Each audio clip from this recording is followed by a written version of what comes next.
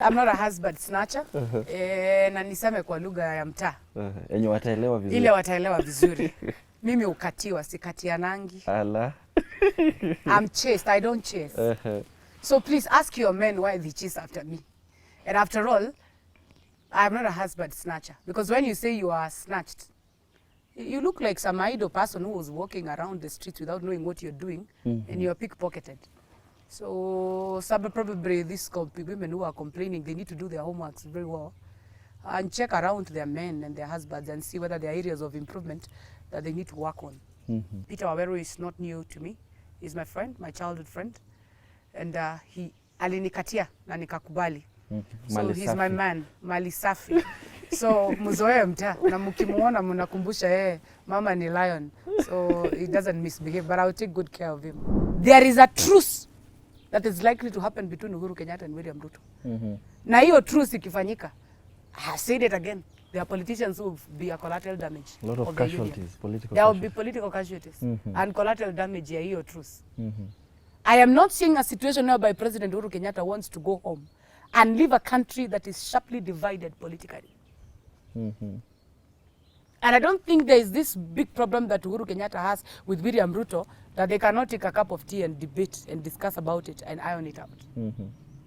But the thing and the problem which has been ailing this country, it is deeply inherited from ODM.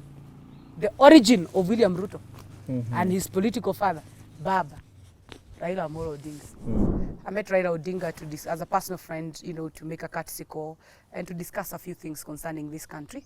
And being a senior citizen and a leader who has been in this country for a number of years, I wanted to tap into his wisdom. And I will tell you, Raila Odinga stands to be one of my greatest advisors. He stands to be one of my greatest mentors. That man, I would say it now as somebody who comes from the mountain, we demonize certain people from certain communities or from certain parties. And I keep asking, what will our pastors do? Because we politicians tutakuja kwa uchaguzi tukwambie kabila hii ni mapepo, wanatemeanga na mademons kwa mfuko, wanaombanga usiku wakiwa hawana manguo, and then the sappers will come on this end, they will say this and that. I think I'm beholden. And other challenges is now when you come to politics. Because politics personally, when you walk into a room full of men, before they think about what you can do concerning an idea or a bill you are discussing, mrembo ni aje. You know, these things are always there. And guess what? You better learn how to survive. You know, somebody talks to you the way you want, make fun out of it.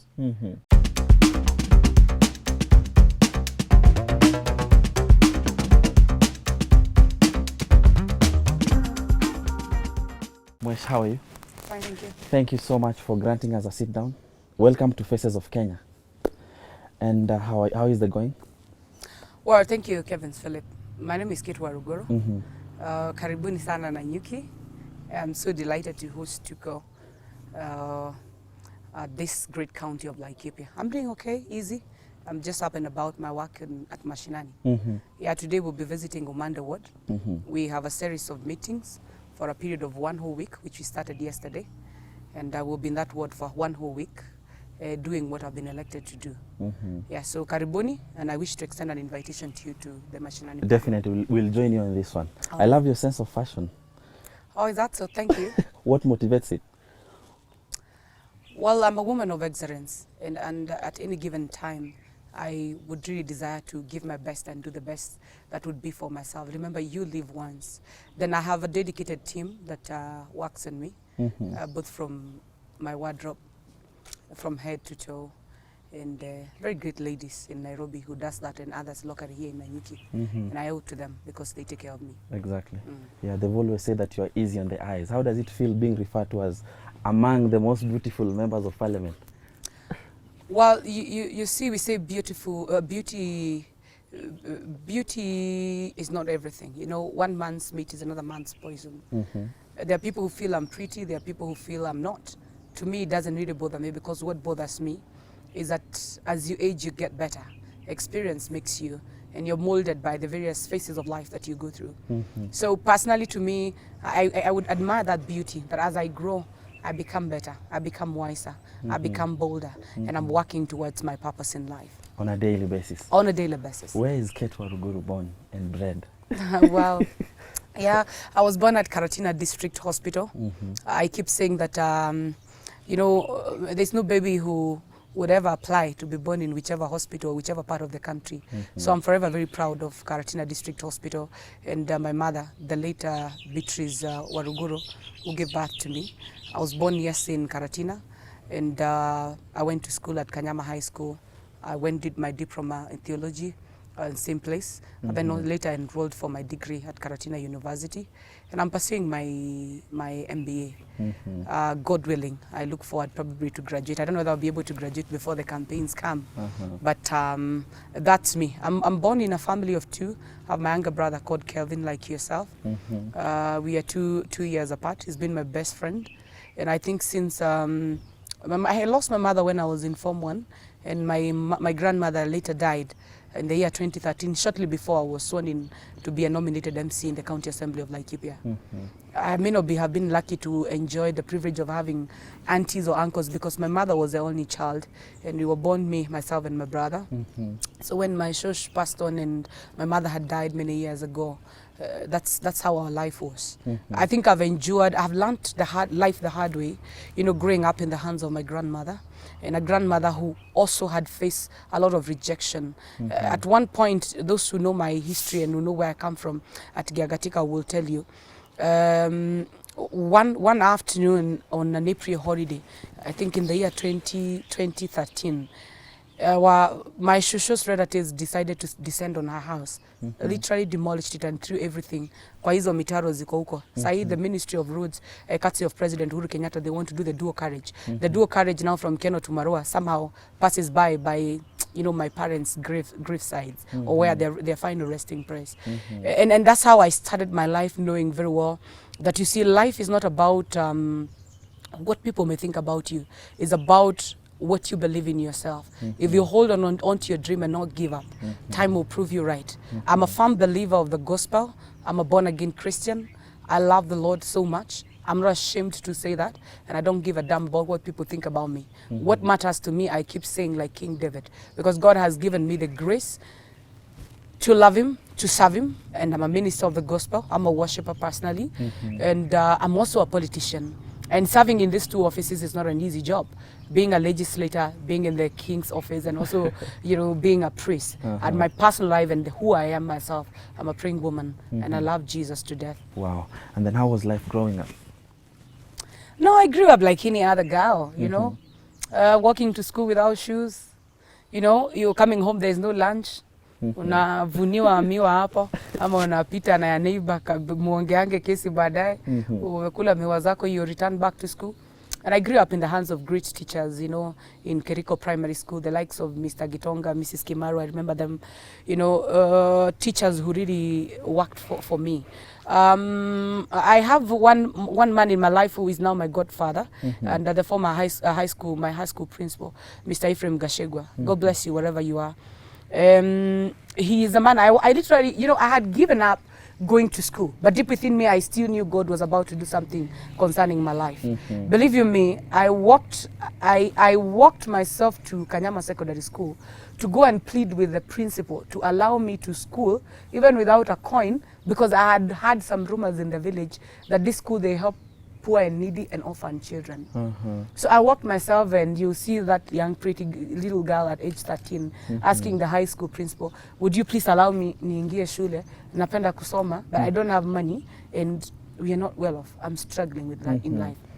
And Mr. Gashegwa took me up with the support of other teachers, Paul Shira, my deputy principal then, and they took me in. Believe you me schooling from Form 1 to Form 4 was miraculous. Under the providence of God. I still had big faith that I knew if I go through schooling and my brother doesn't school, atakuja kunisumbua maishani. And that's the tragedy of you being the only person who your family can look up on. So I've grown with my brother, mentoring him, as now his godmother, because our parents are all gone. And it's school together with a lot of struggles. Finished, na huku kwingine tumejisomesha, tukiendelea na maisha. So that's me. I don't want to say my life has been the best. You know, people have a perception of, you know, when they see a strong personality in a woman, they have this of, you know, this proud woman, you know. She must have come mtoto from... ya matajiri, amekaa nini. I've been brought up an orphan child, by the way, in the hands of my grandmother. My grandmother struggled and toiled to bring me up, to educate us. And through the well-wishers and community who loved me, I have been there. But I've been nurtured and mentored in the church. And therefore, I'm never ashamed of saying that Christ is Jesus in my life. So that's me. And if there's anything different for me from the rest of the children and how they grew up, is that I have had this attitude, the winning mentality from an early age. I knew medals don't belong to people who stand for nothing. You must stand for something and fight for it. It's upon you winning it that you qualify for a medal. And therefore, I've known in this life, people who just sit pretty, you don't go through battles, you have no issues with anybody or anything, please just accept that you're an average person. I'm not a mediocre and I'm not an average person. I strive for excellence. You've been tried and tested through fire. Oh, yeah. Yeah. Where does your desire probably to represent people in parliament sprout? Well, when I was growing up, I was deep into issues to do with church and my hobbies, singing, blah, blah, blah, blah.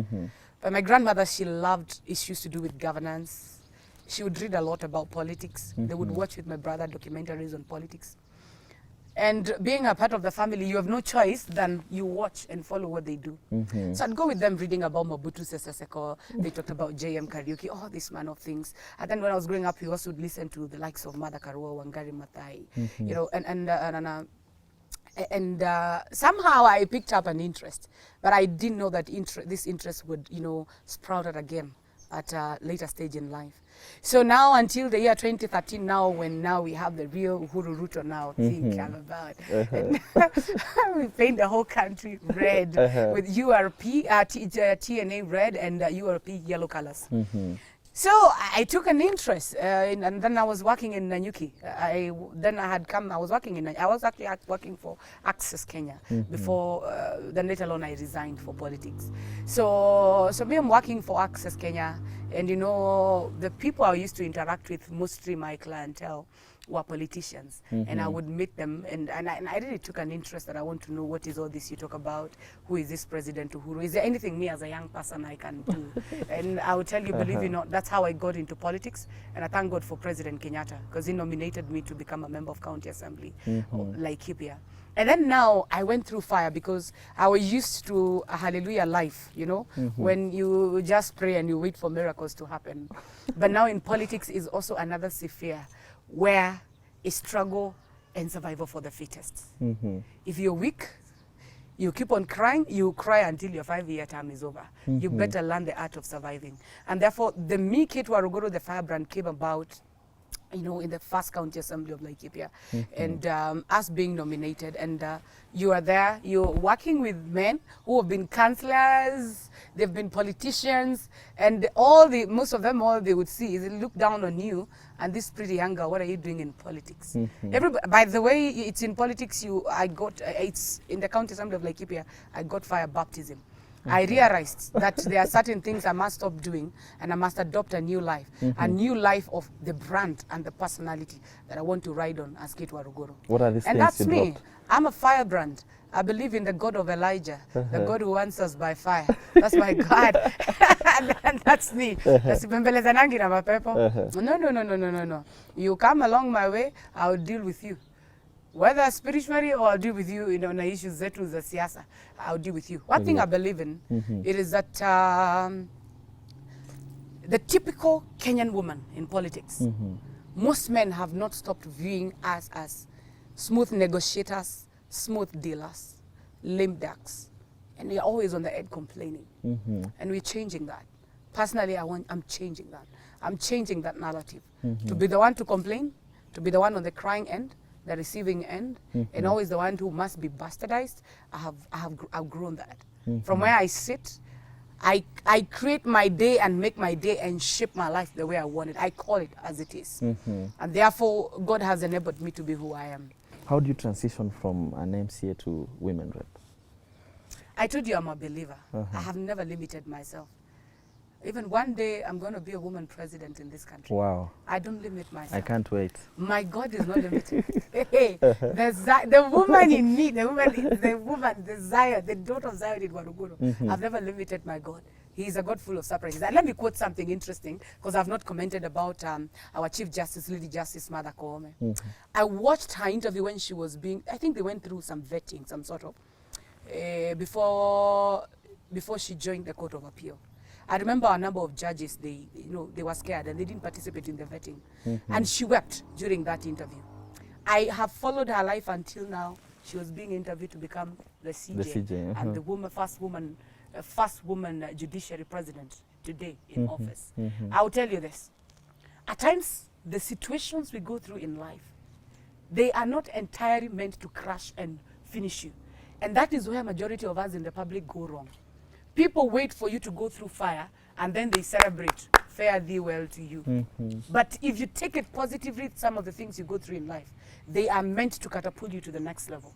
They are meant not to break you, but to make you and give you the energy to fight on and to live on. And therefore, in the words of Martha Koome and her tribulations when she was going through vetting, and now that God has made her Chief Justice, is that I know as a woman, our struggles could be probably a double effort more than what our male colleagues do. But entirely, God is the reward of those who will seek Him diligently. Exactly. I will follow on my dream and my path and diligently serve God. Hiyo ingine tunawachia Mungu. Yes. Of course, you get into the women rep position. Yeah. So I've said I've never limited my God, and when I was a nominated MCA, I felt it within me. And when I remember the first time I mentioned to my pastor that I want to go to run for a women rep position, he was like, "Are you sure? Do you know what it means?" You know, he said, "But however, you have never limited God." He blessed me and allowed me to go and campaign. And I campaigned, and God gave me great favor in Laikipia, and people voted for me overwhelmingly. I was the youngest girl, and I was the youngest lady. And by the way, Kenyans, the woman they see in Cate Waruguru, the firebrand, they have little, to try to check who is this woman and where am I coming from. And for them to just try understand, why do I believe in myself this much? I believe in myself this much because I know who I am from the inside. And therefore, when I said I want to go for the woman rep position, I knew it was not about my account balances in the bank account. I knew I carried a big God, and God gave me grace and favor, and I was voted for. I have now said I'm going to break the barrier. I'm going to break that ceiling that I can only run for affirmative seat. I say 2022, God willing, I'm going for a single constituency seat. Let's meet at the ballot with the men. Wow. And I will also engage my faith a higher level, a note level. I'll engage my faith and go to the ground and campaign like any other person is doing. And why am I seeing this? To me, everything is spiritual. To me, the world is ruled from the physical realm. From the spiritual realm before you come to the physical realm. And therefore, if you do not believe in it, because there is no single creature on earth who stands for nothing. And those who stand for nothing, we forgive them. I will tell you, you better believe in something, and whatever you believe in, hold on to it. And therefore, I say no human is limited. I'm not limited to only run for affirmative seat. And after the MP seat, God willing, one day I'll be a governor in Laikipia, and one day I'll be the president of this Republic of Kenya as a woman. So in short, what I'm trying to say, what a man can do, women, we do much better. We are equal to task. Oh yeah, all girls I couldn't agree more.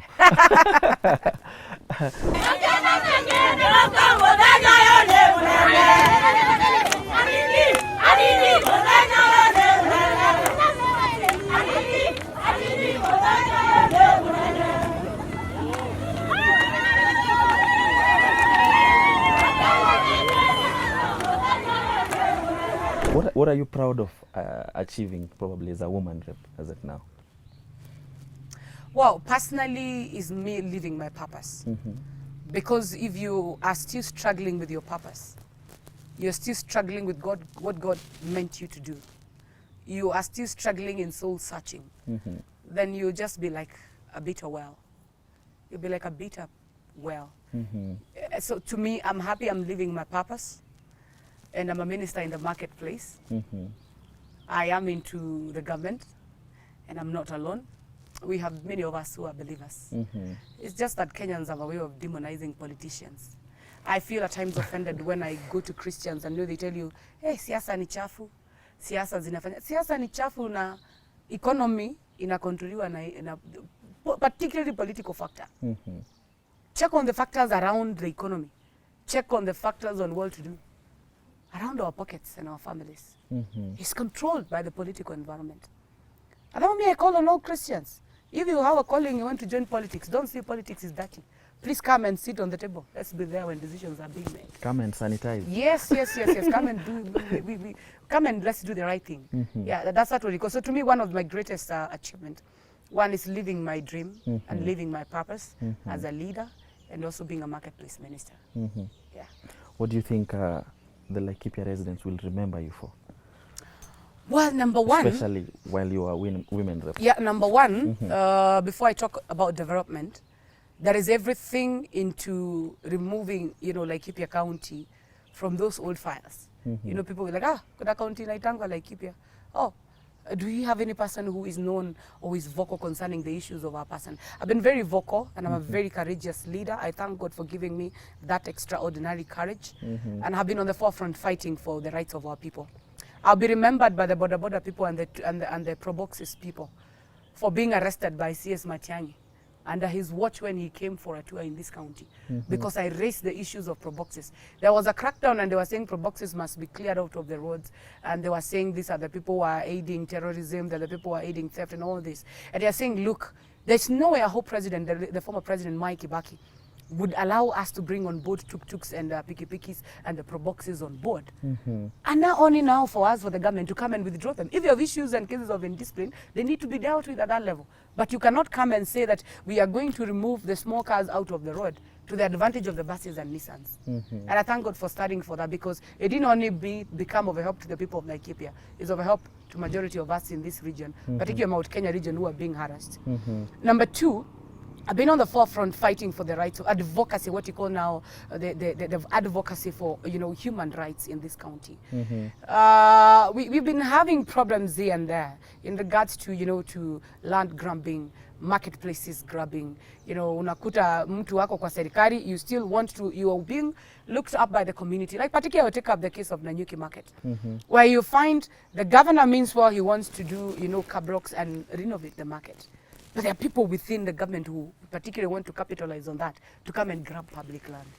There are people. So I've been doing a lot of advocacy to the well-being of our people, championing their rights and fighting for their space in the government. And I will not slow at that, but we'll continue doing that. On the issues of development as a woman rep, you don't need to look too far. Right next to you, we have our beehives here. We've been having a number of projects in the county, and these are the kitchen projects for our women. We have the youth empowerment programs, and we have what you call the grants, the affirmative action fund grants that we have been giving to our groups, that is men and women, to uplift them. Tunasamanga huku ni kuwapiga jeki. So one of it we have under the Fanikisha Youth Daughter program is a program which was born 2 years ago. And I checked around my county and realized one thing, that what the county government could be doing in regards to education and area MP would particularly touch on secondary education and university education and college education. And there was little concern in regards to students or our youths who have not been able even to complete high school. And therefore, I capitalize on checking on watoto who are orphans and our youths in the ghettos who have not even been able, or probably masomo imewashinda. So I take these kids and take them for technical courses. And I have an MOU with the Kenya Industrial Training Institute in Nakuru County, where every year we are about to graduate the second batch. We are about now to kupeleka watoto that batch to school. And they go through technical trainings. Those who want to be hairdressers, I train them for free. Actually, I pay for them tuition, I pay for them accommodation, I give them food. And the school takes them up now as mentorship programs and our office to see that we reduce the idleness and the number of youths who are unemployed in the society. So I'm promoting the Juakari industry, what you call the blue collar jobs, and I'm working towards self-reliance, because that is the only way we can reduce, the over-reliance on government and trying to think that it's only the county government and the national government can offer employment to you. So currently we have over 500 graduates. I look forward, before my term is over, I should have a whole battalion of 800 youths in this county who can stand and say, I met this woman called Waruguru and my life changed. And my life changed because every person has resources. I'll tell you, every MP have resources on their hands, except the nominated MPs. They have resources, whether it's CDF or GAF. The question is, do I have within that short timeline an ability to transform completely somebody's life and give it a whole complete 360 degrees turnaround, so that I stop them from being only a Form 4 leaver, only a high school dropout, only a primary school dropout, but they have a course that they can use, for self-reliance.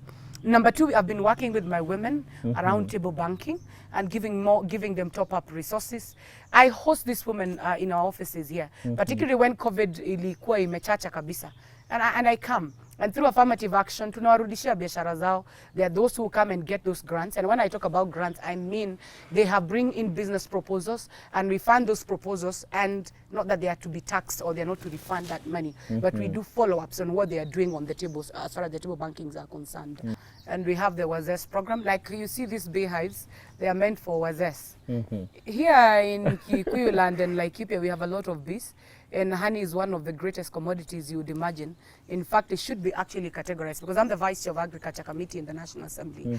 We are trying to see whether we are going to consider honey as a commodity on its own, and a commodity that we can capitalize on it and work on a whole bill that is going to enable us now to deal with issues of apiculture, kama kitega uchumi, as opposed to us taking it as a hobby and selling honey just for, home use purposes. Honey has a lot of purposes. Therefore, generally my men, especially wale wazee tuko nao kule mashinani, we're working on honey. 1 kg of honey in this place goes for around 320, and on a bad day go to 100, 280. And I'm working towards a certain friend of mine who wants to export Laikipia honey to Dubai. It will come out in ways where we can, because honey doesn't call for too much. You only need to have some source of water and trees and like a small shamba where you can keep them.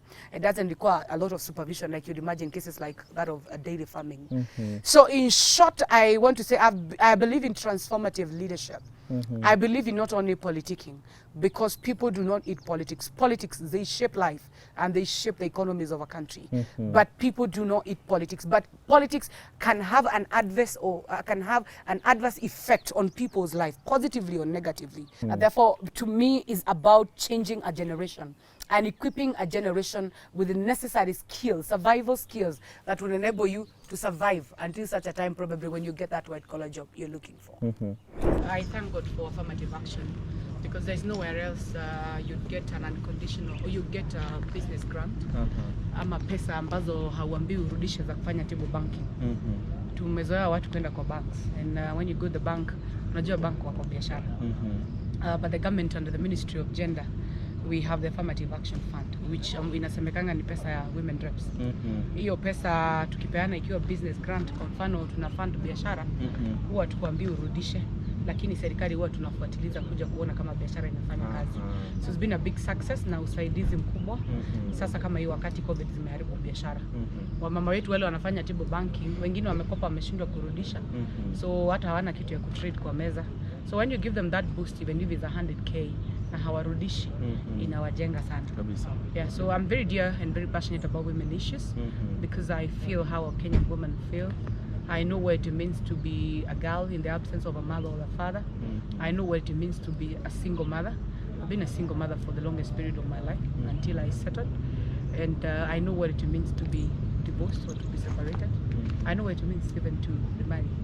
So this is me, and I don't think I'm a very complicated human being.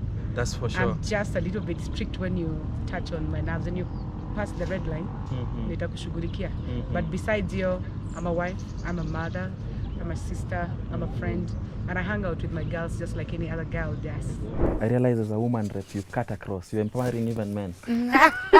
No, men are part of us. I was voted for by men, though this seat affirmatively is slotted for a woman, but men vote for me. Therefore, I have to work for them and diligently do it. And men who wana complain sana, wanasema wazee na jeshi wametupwa nje sana. Wanasikianga pesa za wanawake, wanauliza za wanaume ziko wapi. And you see, it's not that we don't also feel how a boy child and our men are also struggling there. One time, there is a friend of mine who asked me, Mama, mkiongea juu ya kazi kwa vijana, wapi kazi kwa mama na kazi kwa wazee? And because the perception in the society is that nyinyi ni mabuda, maboss. Nyinyi ndio wenye hizi, nyinyi ndio wenye mashake, nyinyi ndio wenye kila kitu. But you realize that there are a good number of our men who are struggling All those factors, when you talk about land and resources, they do not have.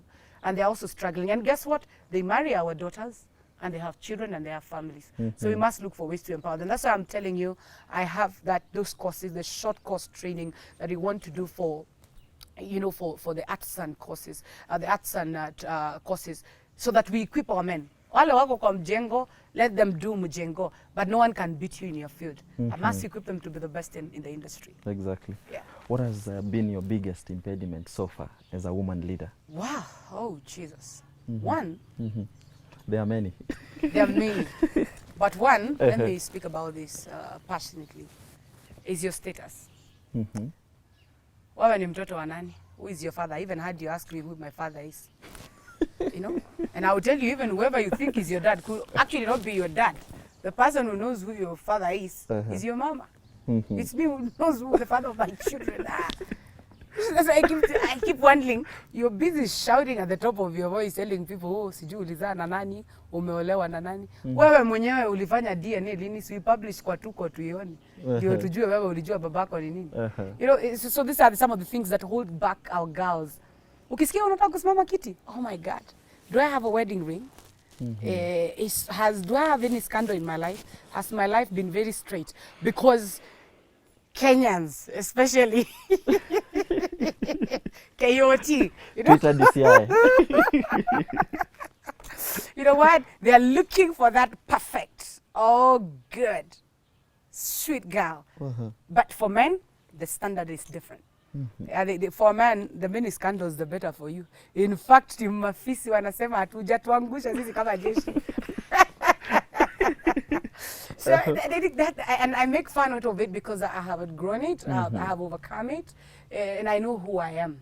That I'm complete as Waruguru. I'm complete with a man or without a man. Any man in my life, they come to compliment me. But they don't come to complete me as a woman. By myself and by my God, I'm a whole creature God aliona nimetosha kuzururanga kwa hii dunia na nifanye maajabu. So that has been one of my challenge, and I'd actually ask our women, stop being bothered about too many things. There are things you can never do something about. And I'll keep insisting to women, your peace of mind is much more important than an entitlement. Societal decisions has been one of the major challenges we as women have been facing in this country. Cutting across, not only in politics. Women think I must be perfect for me to be approved by the society. Excuse me, I don't need any rating or any vetting or any approval from the members of the public.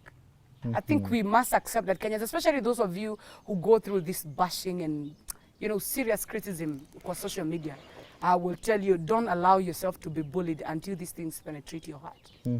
Me, mtaongea. Jioni mimi nakula my favorite meal. Nyama ya Laikipia mbuzi na ugali na terere zangu, mimi maisha ikisonganga. Nikimaliza nakamata black tea yangu. I go watch my documentaries and move on with life. You know why I've learned that way?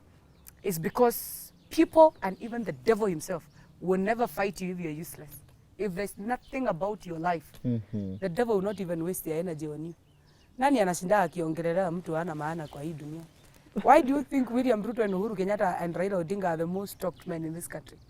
There's something about them. Good or bad, they are, ni influence. Watu wezi kula na wakamata bia mbili bila kuongea hii maneno. Even those who don't love politics. Lazima akiwatch ball, ikipita tu hivyo anakuambia nimekugonga strike kama nani vile alipitishwa kwa BBI. You know, it's how Kenyans, this is how Kenyans are. And this is life. So we better get used to it. This is part of life, and that's how the world is. Yeah.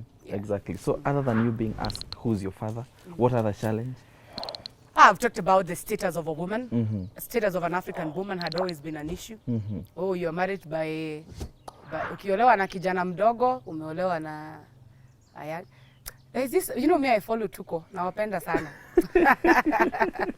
There's this musician, anaitwa nani, mnapenda kumuingililia, sijui is married to an older woman, I don't know. What the hell is wrong with her marrying that lady? She's a nice lady, I'm not remembering her name, but Tuko, wale wanafuatanga Tuko chini ya maji kama mama mnajua. You know story ni aliolewa na kimadha kingine kisponsoriki yake. Oh, wewe ni bibi ya pili, wewe ni bibi ya tatu. You know, everything is around you and your gender. You're a woman, okay fine, we'll deal with you this way. You're a man, men munafiviananga sana. kuna vile maboi mnachezanga kivyenu tu mnaelewananga. But when it comes to girls, I don't know what really happens. Yeah, so those has been our challenges. And number 3, about the issues of resources, because you will never be in a position to have a successful program or a plan, whether in leadership or whatever it is that you're doing, without resources. We have the challenge of resources because, remember, most of our women are the custodians of the children. Whether a man runs away or he's going through his seasons or whatever, there's no woman who will ever take their children and throw them to the streets. Even those you see on the streets, they are forced by other forces and circumstances. So in short, I would say women, generally all of us as girls, you have the challenge of resources, challenge of your status, the challenge of where you came from. And other challenges is now when you come to politics. Because politics, personally, when you walk into a room full of men, before they think about what you can do concerning an idea or a bill you are discussing, mrembo ni aje. You know, these things are always there. And guess what? You better learn how to survive. You know, somebody talks to you the way you want, make fun out of it. At times, si kila wakati unarushiwa lemon na wewe unarudisha lemon. Tupia yeye chungu acheke round moja vile umeona Kevo anacheka hapa. This story ni kujua the art of war. Probably you know how to deal with them, what to answer, how to deal with these circumstances, and eventually, because some of them come to disrupt you, slow you down, stop you, demean you. There's something a man can reply to a woman. Nanyi wanawake mmekuja sana. I remember when we were lobbying for the two-third gender bill, the Duale 2 bill. You know, men, they are like, the 12th, the 11th parliament, they were, kina Sabina, they were saying, tulipeleka hii wanaume disco, tukawanunulia pombe, tukawabembeleza, sweet talk, tukawapeleka hata out. Eventually they refused to show up to come and vote for the two-third gender bill. Now, the Duale 2 bill, you know, they tell you, oh, Mimi, I want to be assigned so-and-so. Send me Cate Waruguru to come and convince me that I should pass this bill. I want her to come. When you wonder, okay, fine, wait a minute. What is this that is so different and magical than what was lobbied to you, a number of years ago? And you know, so you have to, I think to me is a balance. You know, somebody will talk to you, then they talk shit to you. Learn how to just make fun out of it. Exactly. Laugh it off. Just make a way of just making that person just know it was on a light note. I don't take it seriously. I don't see the seriousness in it. And the moment they just learn how kwazikangi na tumambo tumambo to agenda, insensitive remarks na nini, they will start adopting you now in their men's club. They will start feeling hii ni mmoja yetu, hata watasahau wewe ni mtu ya kusumbuana akili. I love asking this. 50 years after independence, is there a possibility there is a girl in your county that has missed sanitary towels? Oh yeah, sure, yes.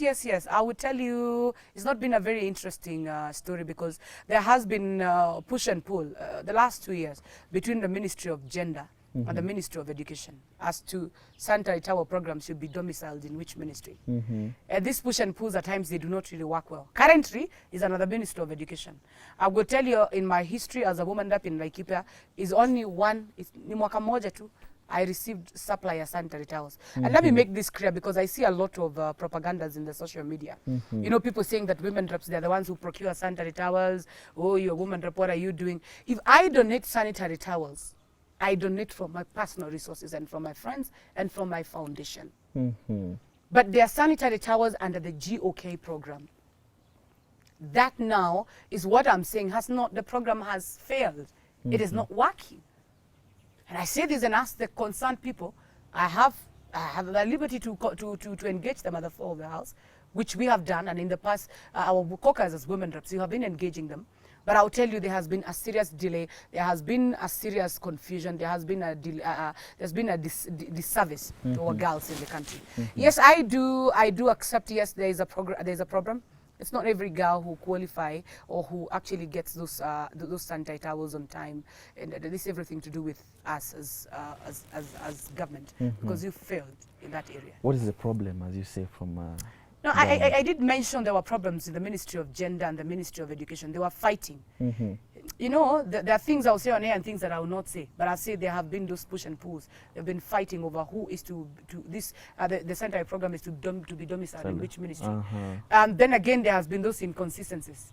and a lot of problems even from the suppliers. Lakini hiyo juni yao ya kazi yao ya ministry, all I care is that I get my sanitary towels with my county education officer, and I donate my vehicles and we take those sanitary towels to where those girls are. Exactly. Yes. I think in my other life I should have been a journalist.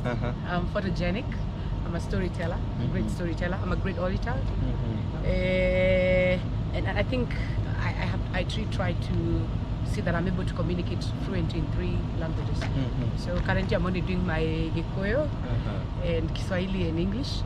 At times, it's challenging in Parliament. When you're speaking, English from the beginning to the end. And being in such a society, tunapenda kubonga lugha mtaa sana. Najua lugha nayo ni tamu. So I watch Tuko, I follow what you do. Even when you're hitting me below the belt, I follow the stories. Yeah. When you meet Lynn, say tell her napenda yeye sana. Naendelea kufanya hiyo kazi anafanya. I sure will. And I look forward to us having Tuko television, in the mainstream media, because you have crazy following. Exactly. And I will continue asking you to continue doing transformative, life-changing stories. I'm particularly interested why you didn't go for journalism. I didn't go for journalism because I'm a business person. I felt business will not really hold me, because I can be a business person regardless of what career path I took. But probably I should not miss 2 things. I love music. Maybe I should be a worshiper and a worshiper. I don't like musician, I'm a worshiper myself. Maybe I would do that at another life. But for now, let me do what I do best. Playing politics, leadership, kazi ya mashinani, na kurepresent madem. Mtu asikupigie mdomo kikwambia wewe ni single mother, sijui ulibeba bwana ulifanya nini. Concentrate na maisha yako. Focus. Wataongea walale. What is of importance? Are you living your life to the fullest and to the fullest of your purpose? That is of importance. Inspire your children, inspire your generation. Make a difference in this world. Let this thing around girldom, you being a woman, being a she, called mwanamke, called all these sort of names tunaitangwa. Wewe itwa, but feel good about yourself when you actualize your dreams. Who's a woman leader in this country that is your friend personally and that you look up to?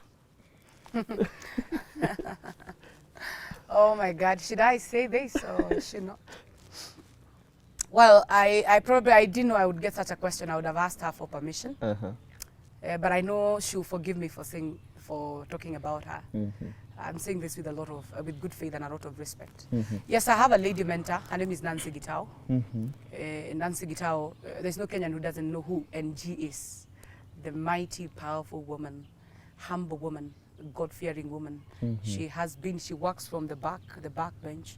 She works behind the curtains. But she's a woman who is full of wisdom, full of wealth politically. And she has something about girls and women in leadership. So she's been talking to me, and we've walked a journey. And she has made me to know one thing. You don't negotiate with men about your space. You fight for your space. Na unakalia na zote mbili zikiwa sawa sawa. Then you tell them siendi mahali, niko hapa. Fanya venye mnataka. Yeah, so that's it. And I equally have mentors, spiritually, people who pray for me. Not only one, of my spiritual father, Prophet Paul Mwaniki from GCC Nanyuki, and a great number of people who work with me and who pray with me and who mentor me. But particularly is me having a very supportive family. From a brother, it's been very supportive. They believe in my dream. They know my potential. They know my capacity. And therefore, most of the things that really surprise people in the public, people in my inner circle, they never get surprised.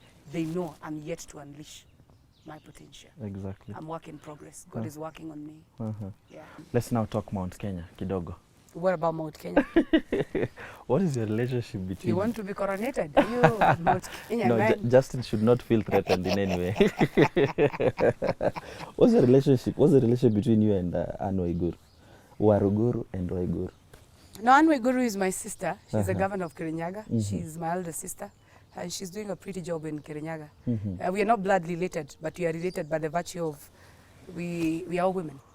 Yeah, and women in leadership. From the same region? Yes. Do you have bad blood between the two? Not at all. No. Wow. And what about your stand on BBI? I've been very vocal campaigning for BBI. And I actually voted a yes, a very strong one. And he's over to the Attorney General. afanye kazi yake. And then they will come back and tell us what they think. What I would say is that we need to be very careful so that you know, we don't pollute this peaceful ambience you've been enjoying as a country as we approach the 2022 general election. We've been having enough troubles. So I look forward to see the Attorney General come out strongly and give a way forward. I also call upon the two principals, His Excellency President Kenyatta and former Prime Minister Raila Odinga, you know, to address Kenyans and tell us what is the way forward. Because this was their brainchild. As much as the courts ruled that they didn't qualify to drive a popular initiative, we are looking forward to hearing them. And I know they will do something. I know they watch Tuko, they listen to us. And I also tell them privately that it's time, so that it doesn't look like we are in limbo. There's need for them to come out clearly and tell us what the way forward. Because personally, from where I sit, I stand for what means a gain to the people of Laikipia. Increase of resource allocation, increase of our constituencies, increase of resources at mashinani, equal representation, one man, one vote. That's what I stand for. Yeah, and that's what made me actually support the BBI. Exactly. It felt like a turnaround for you. For what? For the kind of sentiments you give now that you're so pro-BBI. Previously, you used to sort of bash these campaigns. My friend, talk about what happened. I'll be very happy to talk about this when I win my second term in Parliament. But I do not want to, you know, to come and try to justify why I quitted camps with William Ruto to join the pro-handshake team. But I want to answer it by saying this. William Ruto is my friend. Him and his battalion, we are not enemies. Politics has no permanent enmity. We only differ on a few issues. We differed with William Ruto on a few issues concerning myself and concerning the people of Laikipia. And it's a matter of time. Raila Odinga is my friend, the former Prime Minister, and actually a father to me, not only a friend. And I keep asking this, why would somebody be so uncomfortable of Waruguru being a friend to Raila Odinga? Whereas William Ruto, he himself, was not only a son to Raila Odinga, they were best allies. And there was no man who was as powerful as Raila Odinga. In fact, the way you see Junet, the Honourable Junet, as powerful as he is in ODM, one time, William Ruto was that powerful in the ODM circles. What I'm trying to say is this. All these politicians know each other. They talk. Their gatekeepers talk to each other. Wambogu Ngonjiru, who is my friend, is a friend to Rigathi Gachagua. Is a friend to Moses Kuria. Moses Kuria is my friend, Rigathi Gachagua is my friend. William Ruto is my friend. It's just that in the eyes of the public have a perception, hawa ni maadui hawaongeangi. If we meet today with Raila, he just laugh and say, mtoto ya mlima, how are you? Habari ya maisha. That's it. And there's something I'm trying to drive home. I saw a very interesting caricature done by the Nation, the Sunday Nation yesterday, and a big shout to the Nation team. The caricature had Waruguru on one hand with Jubilee, on the other hand I have UDA, and down here was a big piece of orange fruit. I was trying to imagine it was symbolizing ODM. And to me, when I look at that caricature, it exactly, you know, interprets the public who Waruguru is. I am not about political parties because there are Kenyans in this country who do not even subscribe to any political party. I stand for what is good for my people. I will negotiate whoever means good to my people. That means Raila Odinga is my friend, His Excellency the former Prime Minister. William Ruto is my friend, the Deputy President and the party leader of our UDA. Uhuru Kenyatta, our party leader and our president, is my friend. I work with Jubilee because I am in Parliament courtesy of Jubilee Party. But I will never sit back and tell you that when I see Raila Odinga, I'll run away because I belong to UDA or because I belong to Jubilee. I think it's maturity, and that is how leadership should be demonstrated, that there should be that level of tolerance. People must learn to consort. People must learn to agree and disagree respectively. And I would hate any form of slavery where I subscribe to a certain party leader who, when I meet Raila Odinga or shake hands with Raila Odinga, I am treated like a demon, or I should not even come near him at any given point. So to me, I am a player. I'm open to Moses Wetangula, who is my friend and my brother. I'm open to Mwangi Wairia and his civic party. I'm open even to Gideon Moi. We hosted him here in Laikipia. That's how leadership should be. And when that time comes, when it will be now, siasa zimeanza will make a decision. I'll listen to my people because my bosses are the people of Laikipia. They will tell me, Mami, tumeona hiyo mapati leaders wote. Chama ile tunaona interest zetu zitaangaliwa ni hii. Na huko nitaenda bila kuuliza maswali. So if you think is a turnaround, give me a few months. Then utaona mchezo vile inaendanga. I need to watch this space. Watch this space. But there are times you are very fierce critic of Raila Odinga. Yes. There were even moments where you said it's the worst thing that ever happened to this country. And again, it happened, the so-called Upper Hill Laundry. You went there after the handshake. First of all, we Things withdraw changed that completely. one laundry because it is used by people who, bloggers are around to talk like that. But you're a very serious journalist, very educated man. When you talk about laundry, it means like I was full of stains and I needed to be washed. The only laundry can clean me is the laundry I use. The blood of Jesus Christ. That is the only one that can make me spotless clean. Whitest, no. Hallelujah. That's it for you. What I mean, yes, I met Raila Odinga. And I met Raila Odinga as a personal friend, you know, to make a courtesy call and to discuss a few things concerning this country. And being a senior citizen and you know, a leader who has been in this country for a number of years, I wanted to tap into his wisdom. And I will tell you, Raila Odinga stands to be one of my greatest advisors. He stands to be one of my greatest mentors. That man, I would say it now as somebody who comes from the mountain. We demonize certain people from certain communities or from certain parties. And I keep asking, what will our pastors do? Because we politicians tutakuja kwa uchaguzi tukwambie kabila hii ni mapepo, wanatemeanga na mademons kwa mfuko, wanaombanga usiku wakiwa hawana manguo, and then the sapiens will come on this end, they will say this and that. I think I'm beyond that. I do not subscribe to tribal politics. I don't subscribe to tribalism. They trivialize, damage and hurt an economy and damage his own people. So to me, meeting Raila Odinga was a symbol and sign of maturity. That no matter where Raila Odinga come from, no matter what he subscribed to, no matter his party, he is a leader and he deserves my respect, and I respect him. Exactly. Basically, when you look at the recent coronation that has happened of Justin Muturi, what do you make of the same? I would only laugh and smile like you're doing because honestly, me, I don't know what's happening in the home of Agikoyo and Mombi. I also need to visit one of our elders to keti na yeye tuzungumze hii maneno ya mlima. I am not qualified as a daughter in the mountain to discuss in the media or to discuss in a manner that I try to demean our elders in the land. I respect them. I know my place as a woman. And when I say so, I know my place as a Kikuyu woman. Mimi ni Mkikuyu. Najua utamaduni yetu. Kwa hivyo, I'm not qualified. But politically, I can probably make a comment. But on the issues of Nyumba, Agikoyo and Mombi, na the decision of wazee to agree on coronation ya JB Muturi, hiyo wacha niwachie wazee. Hata mimi nagoja wasimame watuambie, sisi kama wanawake hatuendangi mkoro kwa Nyagadhanga, what is next for us, what is their advice, so that it doesn't look like it was a militant exercise. It didn't look good with police officers. So politically, I would only comment, yes, I think Justin Muturi is up to something, beyond him being a Mount Kenya, beyond him kukoronetiwa. I don't know whether he's a Mount Kenya spokesperson or what he was done. I don't know, maybe an elder, I don't know.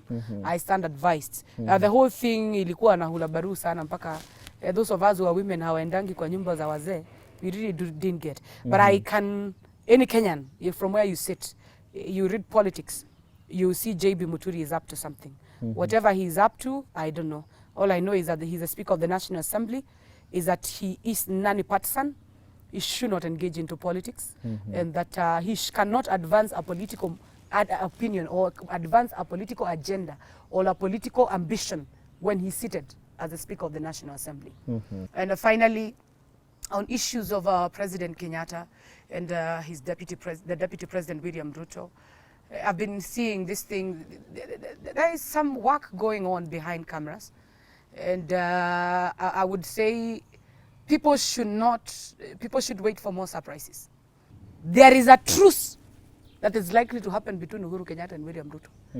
Na hiyo truce ikifanyika, I said it again, there are politicians who will be a collateral damage. A lot of casualties, political There will be political casualties and collateral damage ya hiyo truce.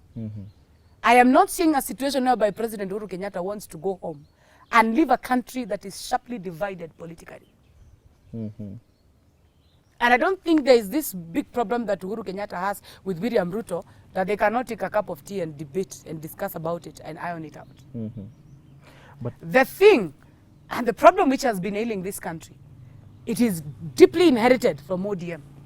The origin of William Ruto and his political father, Baba, Raila Odinga. If those issues are sorted, I will tell you, there are 3 horses in this country, 3 major forces. President Uhuru Kenyatta, Mheshimiwa William Ruto, Raila Odinga. Watch this space. As we wind up, I will not be forgiven if I leave this seat without asking this. Word in the public domain is that Cate Waruguru is a husband snatcher. Are you? Well, I'm not a husband snatcher. Na niseme kwa lugha ya mtaa. Enye wataelewa vizuri. Ile wataelewa vizuri. Mimi ukatiwa, sikatianangi. Ala.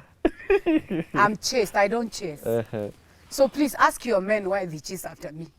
And after all, I'm not a husband snatcher. Because when you say you are snatched, you look like some idle person who was walking around the streets without knowing what you're doing, and you're pickpocketed.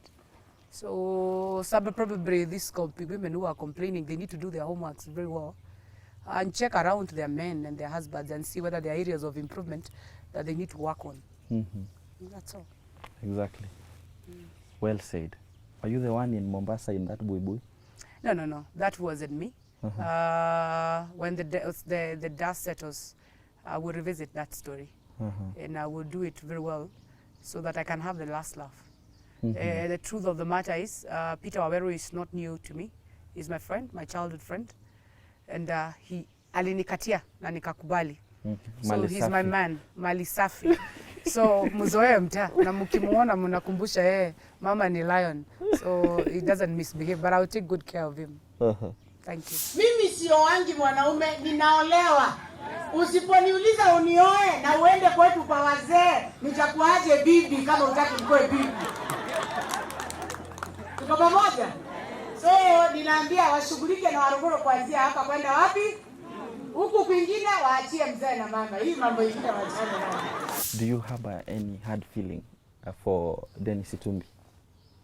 Who is Dennis Matumbi? I don't know who that is. Yeah. Wow.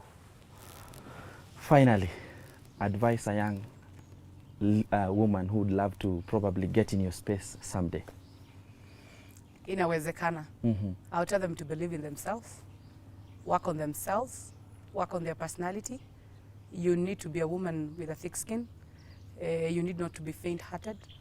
We as women, we take things too personal. Unaziweka kwa roho.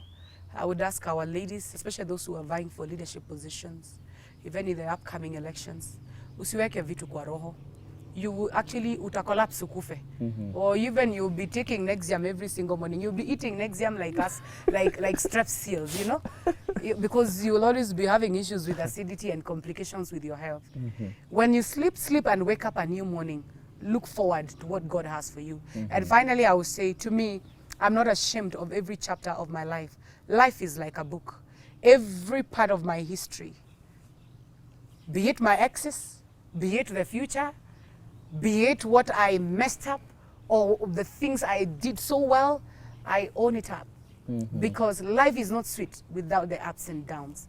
I own every chapter, and that's me. And I'm very optimistic about my future, and I pray that God continues blessing me. Exactly. Amen. Are we likely to see you go for the women rep seat come 2022? Oh, not at all. I've served the affirmative seat for 10 years. I need to allow another sister to take up that position. That is if it exists. Personally, I want to return to the National Assembly, and the people of Laikipia have been receiving delegations one after the other, and they've asked me, Mama, we want you to concentrate on this constituency. We've been left behind for quite some time, and we want you to work. And they have given me one very interesting challenge. They told me CDF is assured to every constituency. We want another conversation beyond CDF. The national cake, after 120 million comes to Laikipia East constituency, trillions are left in the national government. We want a woman with ability and capacity to lobby for projects for one ministry to the other. Whether it is the Minister of Roads from Kura to Kera to Kenha, we want Zaziada beyond what CDF can do. Exactly. And therefore my legacy will be built on CDF, but it will not be based on CDF. It must be based on my ability to lobby for resources in the national government and from ministries that are not devolved to the county governments to see that our people enjoy working for this government. Which seat are you eyeing? I'm eyeing for MP seat, Laikipia East. Laikipia East. Yes, with or without BBI. MP Laikipia East 2022. Wow. Wacha niseme incoming. Thank you. And just for the record, it's Dennis Itumbi, not Matumbi. Please, Philip, I have said I do not know anybody by the name Matumbe. Forgive me for not knowing. Probably he's so small and so irrelevant in the politics of this country that a woman like myself, a busy person like myself, and I'm very busy working on our young men here. We're doing very well. Exactly. So I don't have any constituents called Matube. I don't know whether it's boiled or fried or I don't know what it is. The only mayai I know is the mayai I took for breakfast this morning. Scrambled or I fried? take it in different styles. Kuna mayai ile unameza ikiwa mzima, kuna boilo, kuna ile imekarangwa, sijui kama kuna kuanga na choma. So I have not met somebody in the name of an egg in my life. I have an egg has been a part of my menu for breakfast. Yeah. Kabisa. Yeah. Okay. Let me rest my case. I'm easy. No, you deal with your eggs. I don't talk to eggs. I talk to individuals.